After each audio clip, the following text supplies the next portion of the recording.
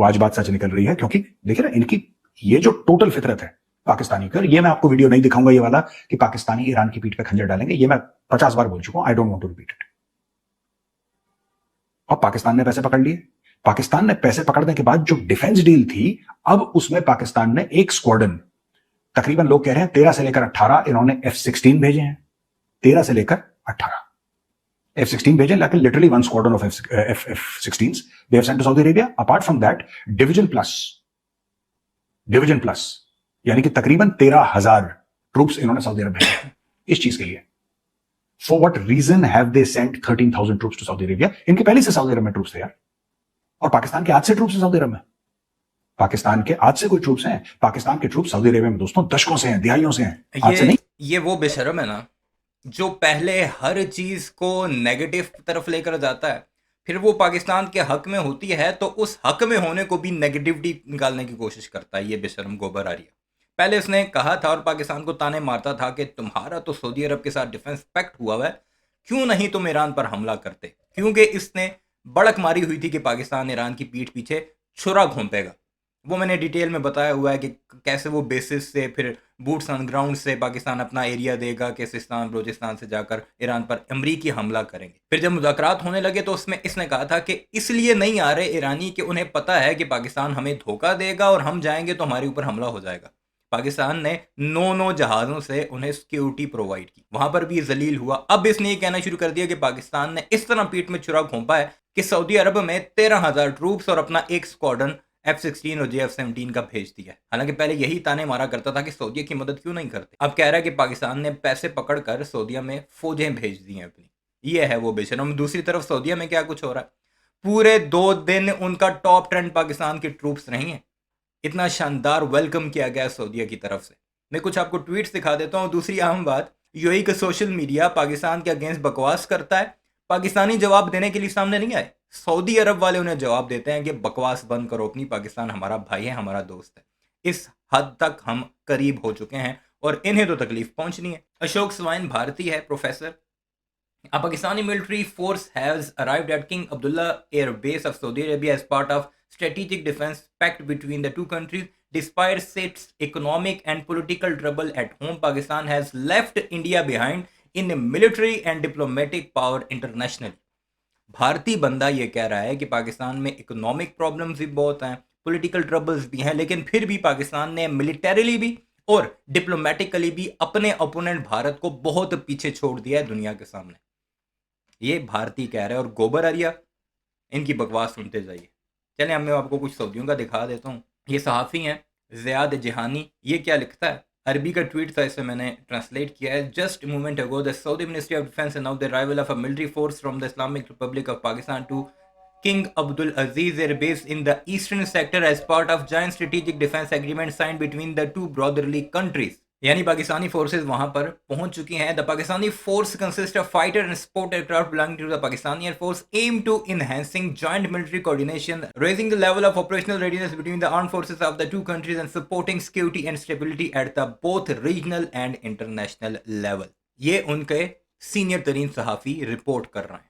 एक और सहाफ़ी है, उसने पाकिस्तान की पिक्चर्स लगा रखी हैं जिसमें सऊदी और पाकिस्तानी फौजी एक दूसरे के हाथ में हाथ डाले हैं, साथ आसिम मुनीर की वीडियो अटैच की हुई हैं, शहबाज शरीफ की वीडियोस अटैच हैं क्राउन प्रिंस के साथ। वो लिखता है the Saudi Ministry of Defence announced the arrival of a military force from the Islamic Republic of Pakistan to King Abdul Aziz air base in the eastern sector as part of the joint strategic defence agreement signed between the two brotherly countries.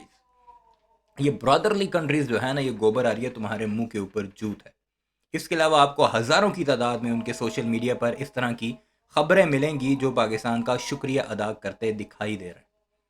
सुनते हैं जरा गोबर आ रही है कि आपने channel subscribe नहीं किया तो जल्दी से वो कर लीजिए। लेकिन अपनी पाकिस्तानी आवाम को बेवकूफ बना के कि हम तो हरमैन शरीफ की हिफाजत करेंगे और हम तो मक्का मदीना की दिफा के लिए अपने हम कुर्बान, बच्चे कुर्बान, ये सारी की सारी डायलॉगबाजी कुछ नहीं है। ये किसी के बच्चे कोई कुर्बान नहीं हो रहे भाई।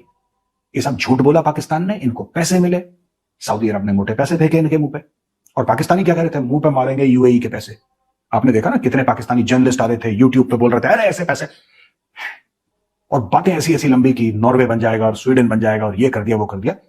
कख नहीं करा पाकिस्तानियों ने, और मैं पहले ही बोल चुका था कुछ नहीं होगा पाकिस्तानी। आपने कभी किसी पाकिस्तानी इवन के हमारे मीडिया के जो फेंकू जर्नलिस्ट हैं ना, उनके भी मुंह से कभी ये नहीं सुना होगा कि पाकिस्तान नॉर्वे और जर्मनी बन जाएगा।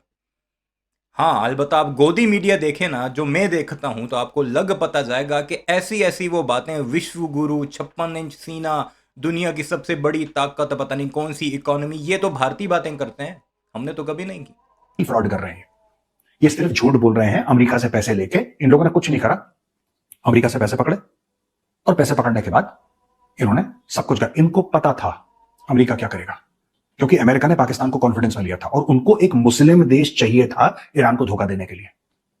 देखिए अपने स्क्रीन पे, अगर मैं झूठ बोल रहा हूं। ये खुद कह रहा था कि कुछ भी हो जाए जेडी वेंस तो पाकिस्तान कभी नहीं आएगा, सिक्योरिटी कंसर्न्स हैं उसे, ईरान का वफ्द तो आएगा ही नहीं क्योंकि पाकिस्तानी उन्हें मरवा देंगे। और अब ये क्या कुछ कह रहा है, हालात देखे जरा इनके। अगर मैं गलत बयान नहीं कर रहा हूं, स्क्रीन पे देखिए, और किस मीडिया हाउस ने बोला ये भी देखिए, और मीडिया हाउस की क्रेडिबिलिटी देखिए। साफ सीधी बात है, अमेरिका को ऐसा लगा कि ये जो बातचीत है जो इस्लामाबाद में कहीं पे भी उस समय ये होगी, ये एक ऐसा देश पैगाम पहुंचाए जो कि मुस्लिम देश हो। और जाहिर सी बात है पाकिस्तान इस पूरी कॉन्फ्लिक्ट में इन्वॉल्व था नहीं। अगर पाकिस्तान इन्वॉल्व हो जाता तो ये ड्रामा इस्लामाबाद में कैसे होता, आप समझ रहे हैं। पाकिस्तान ने डिफेंस डील साइन करी, सऊदी अरब के साथ साइन करी सितंबर 2025 में, लेकिन जब सऊदी अरब के ऊपर लगातार अटैक हुआ तो पाकिस्तान बीच में नहीं आया। क्यों? क्योंकि पहले से पता था कि ऐसा अटैक होगा, फिर बीच में अगर कुछ गड़बड़ होती है तो हमें एक ऐसा मुस्लिम देश चाहिए जो सबको होस्ट कर सके, जिसको पूरी तरीके से अमेरिका कंट्रोल करे। ठीक है, तो इनको पहले से व्हाइट हाउस में लंच करो, ये करो, फेवरेट फील्ड मार्शल, ये सब, इतने पैसे उतने पैसे। अपनी पुरानी चवलों को कवर करने के लिए क्या क्या कुछ करना पड़ रहा है इस बेशरम को। ईरान का जो 71 रुकनी वफ्द था ना, उसमें पीएचडी स्कॉलर्स थे हर फील्ड के, न्यूक्लियर साइंटिस्ट भी थे, उनकी आईआरजीसी वाले भी थे, उनके इकोनॉमिक फ्रंट के भी पीएचडी स्कॉलर्स थे, जिन्होंने एक एक बात को निगोशिएट किया, अपना सारा काम रखा। उन्हें ये बात नहीं पता 12 पास करके फौजी भर्ती होने वाला, और वो भी स्पेशल कोटे पर जाकर सरफ खाकर मैदान जंग से भागने वाले भगोड़े को पता है कि पाकिस्तान ने धोखा दिया है और अमेरिका ने उसे यूज किया है। ईरान को नहीं पता चल सका।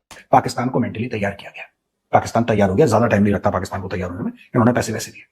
ठीक है साहब, पाकिस्तान ने पैसे पकड़े, ईरान को बुलाया, और ईरान के आने से पहले, अमेरिका के आने से पहले मैंने बोला था ये फ्लॉप हो जाएगा, ये टॉक्स फ्लॉप होनी थी। भारत में कई लोग, अरे पाकिस्तान देखो डिप्लोमेसी में पाकिस्तान ने ये मार, कुछ नहीं, दलाल है वो। डॉक्टर एस जयशंकर ने गलत नहीं बोला था, तब लोग डॉक्टर जयशंकर को पॉइंट आउट कर रहे थे कि आपको ऐसा नहीं बोलना चाहिए, वो है दलाल को दलाल नहीं बोलोगे, क्या बोलोगे, क्या बोलना चाहते हो। मेरे पास और भी गंदे वर्ड्स हैं बोलने के लिए, लेकिन ये फैमिली चैनल है, मैं नहीं बोलूंगा। जयशंकर साहब ने बिल्कुल ठीक बोला, दलाल है वो लोग, उन्होंने अमेरिका से अपनी दलाली खाई, ईरान को धोखा दिया, एंड गो थैंक यू।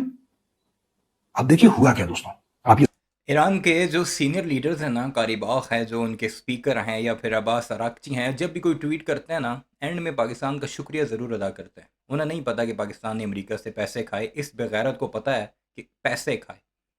और यही बेशरम कह रहा था कि सिर्फ इंडिया है जिसके सबके साथ अच्छे ताल्लुकात हैं और ये जंगबंदी करवा सकता है। तब तो दलाली नहीं थी जंगबंदी कराना, क्योंकि पाकिस्तान आगे निकल गया ना। मैंने आपको कल एक वीडियो दिखाई थी जिसमें भारती ये कह रहा था, एनालिस्ट के, हमें तकलीफ ये है कि पाकिस्तान ये क्यों कर रहा है, कोई और मुल्क करता तो हमें तकलीफ ना होती, हमें ये दर्द है क्योंकि पाकिस्तान का कद बड़ा हो रहा है।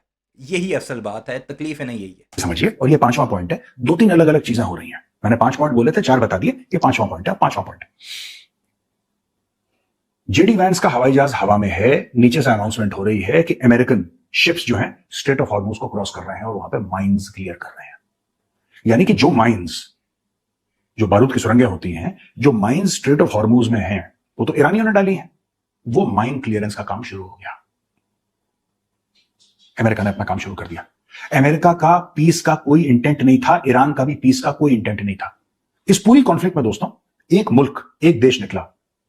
Out of this entire conflict, only one country has remained steadfast before the war, during the war, and will remain steadfast after the war, and that is the state of Israel. चलो शुक्र है state of Israel कह दिया, मैंने कहा वो भी कहेगा स्टेट ऑफ इंडिया। और ये जो हॉर्मुज की बात कर रहा है, वहां पर बेशक एक नेवल जहाज गया था अमेरिका का, लेकिन ईरानियों ने वार्निंग दी और वो वापस भाग गया। You will never see contradictory statements coming out of Israel. Israel said it will hammer Hezbollah, it is hammering Hezbollah. Israel said it will finish Hamas, it is finishing Hamas. Israel said we will hit Iran, they are hitting Iran. And they will continue to hit Iran, irrespective of what America says. And this is what I deeply admire and respect about the Israelis.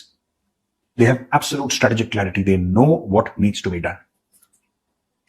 तो पाकिस्तान ने दोस्तों game कर दिया बहुत बड़ा Iran के साथ। आज की तारीख में ईरान के जो स्पोक्स पर्सन है वो ट्वीट लिख रहे हैं बड़े बड़े कि हमारे साथ धोखा हुआ है, हमारे साथ गलत हुआ है, हमारे साथ बिट्रेयल हुआ है, हमारे साथ फलाना। भाई साहब, ये ट्वीट देखिए जरा, ये जो इसने अभी दिखाया आपको, इसमें बिल्कुल नीचे अगर आप पढ़ें, we express our appreciation to the government and the warm hearted and noble people of the Islamic Republic of Pakistan for hosting the negotiation and there, पता नहीं क्या लिखा हुआ है, मुझे समझ नहीं आ रहा, effort in advancing this process.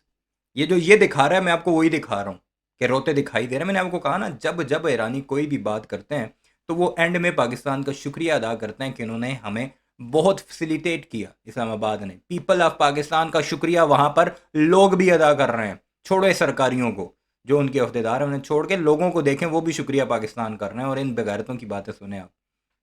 इसने ये आपको ट्वीट दिखाई है, नीचे जो है वो पढ़ेगा नहीं कि पाकिस्तान का शुक्रिया कैसे हो रहा है। बहरहाल अपनी राय का इज़हार ज़रूर कीजिएगा। चैनल को सब्सक्राइब नहीं किया तो इस वीडियोज़ के लिए उसे भी ज़रूर सब्सक्राइब कीजिएगा।